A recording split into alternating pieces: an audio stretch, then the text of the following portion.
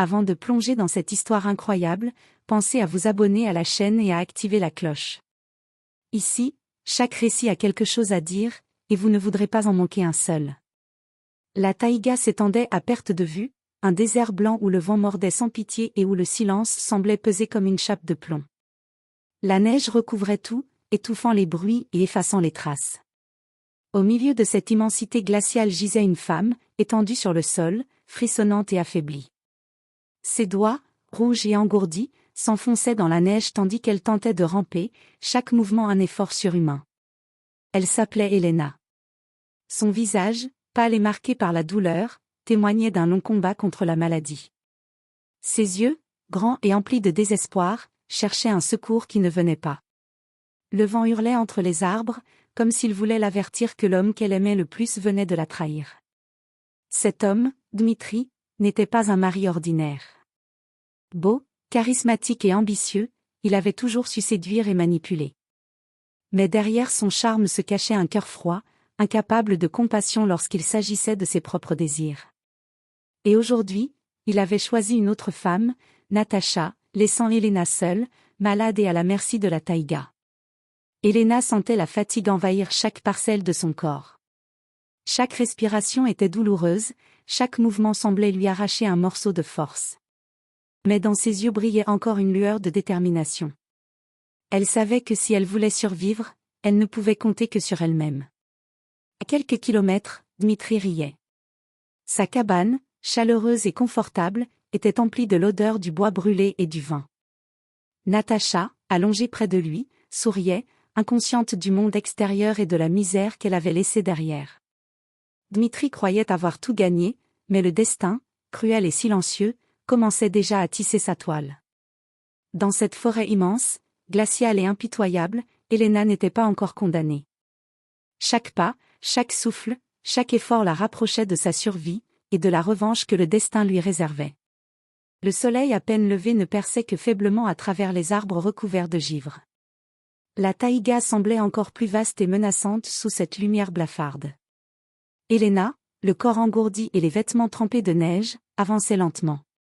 Chaque pas était un combat contre la douleur et le froid. Ses muscles hurlaient, mais son esprit refusait de céder. Elle savait que si elle s'arrêtait, la mort viendrait plus vite que le vent glacial. Pendant ce temps, Dmitri savourait sa nouvelle vie. Dans sa cabane, il offrait à Natacha tout ce qu'elle désirait, vin chaud, tapis épais, et promesse d'un avenir radieux.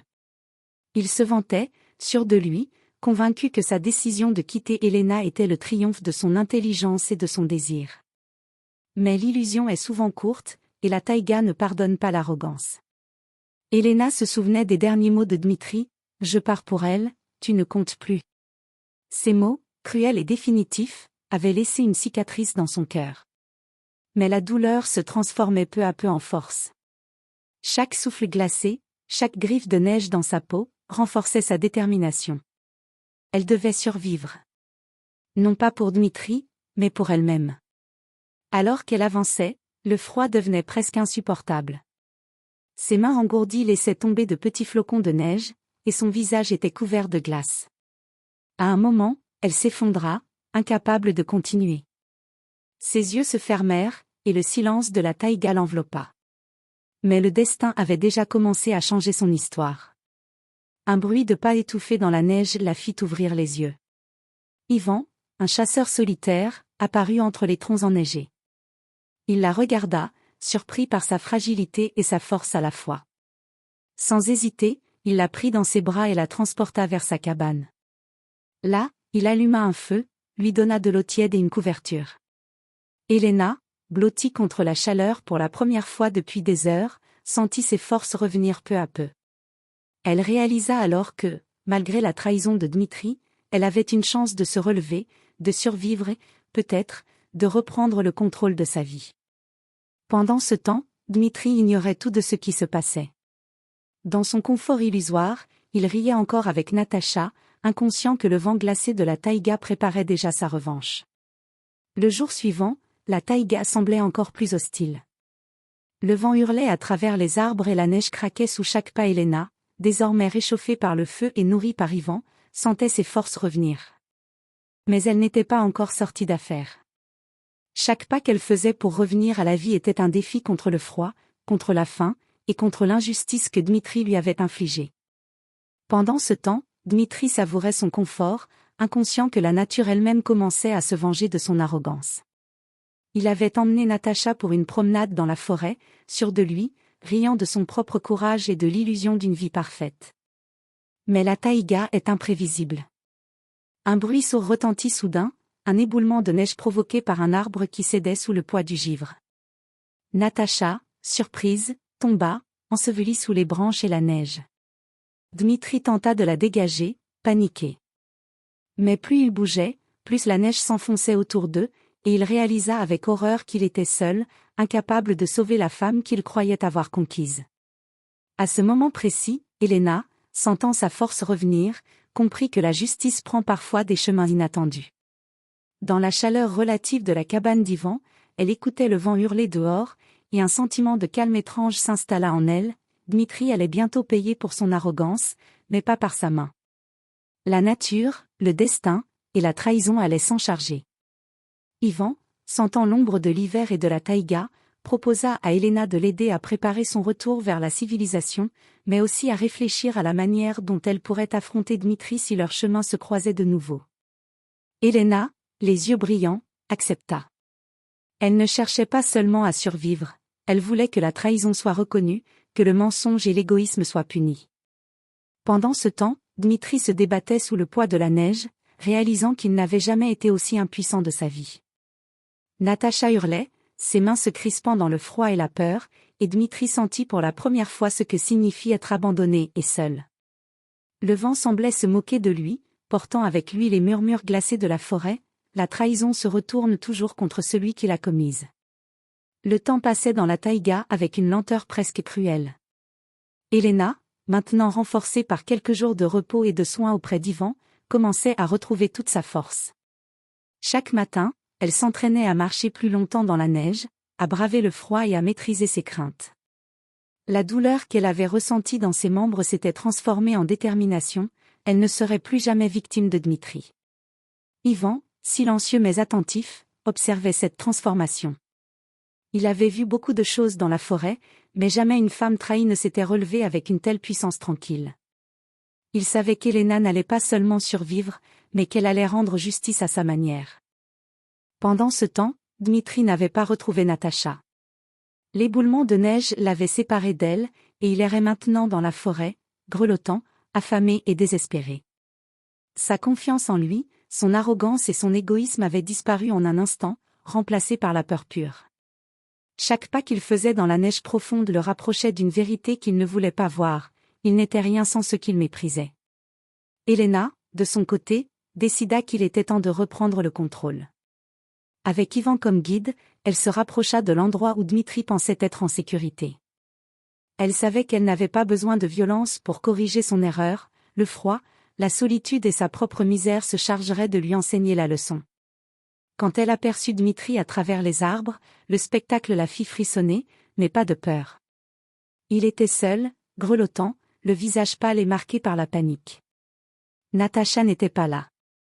L'homme qui l'avait trahi, qui l'avait abandonné dans la neige et la maladie, n'était plus l'homme sûr de lui qu'elle connaissait. Elena avança calmement, ses pas silencieux sur la neige fraîche. Dmitri leva les yeux et la vit, et pour la première fois, la peur prit le dessus sur son arrogance. Ses lèvres tremblaient, incapables de former une excuse. Le vent glacé soufflait autour d'eux comme pour accentuer l'évidence. La trahison avait un prix, et il était sur le point d'être payé.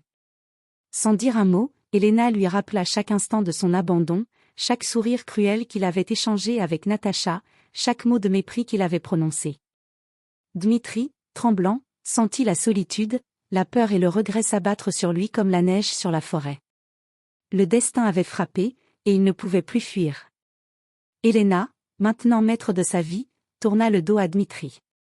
Elle n'avait pas besoin de le punir davantage, la forêt glaciale s'en chargeait, et il allait apprendre à ses dépens ce que signifie abandonner ceux qui vous aiment. Le vent soufflait plus fort ce matin-là dans la taïga. La neige crissait sous les pas d'Elena, qui avançait avec une détermination glaciale. Elle n'avait plus peur de Dmitri, ni de la forêt. Chaque arbre, chaque rafale de vent, semblait désormais être de son côté. La trahison avait forgé en elle une force que rien ne pouvait arrêter. Dmitri, quant à lui, errait encore, épuisé, affamé et gelé jusqu'aux os. La peur avait remplacé l'arrogance. Son orgueil s'était effondré dans le silence glacé de la forêt. Il savait maintenant que la vie qu'il croyait contrôler avait disparu en un instant, emportée par son égoïsme. Natacha n'était plus là pour le protéger, et aucun abri ne l'attendait. Chaque pas lui rappelait son abandon et sa cruauté. Elena l'aperçut enfin. Il était recroquevillé près d'un arbre, tremblant et désorienté. Ses yeux, autrefois pleins de fierté et de mépris, reflétaient maintenant la peur pure. Elle s'avança lentement, comme une ombre de justice. Dmitri leva les yeux et voulut parler, mais aucun mot ne sortit, il était prisonnier de sa culpabilité et de la nature elle-même.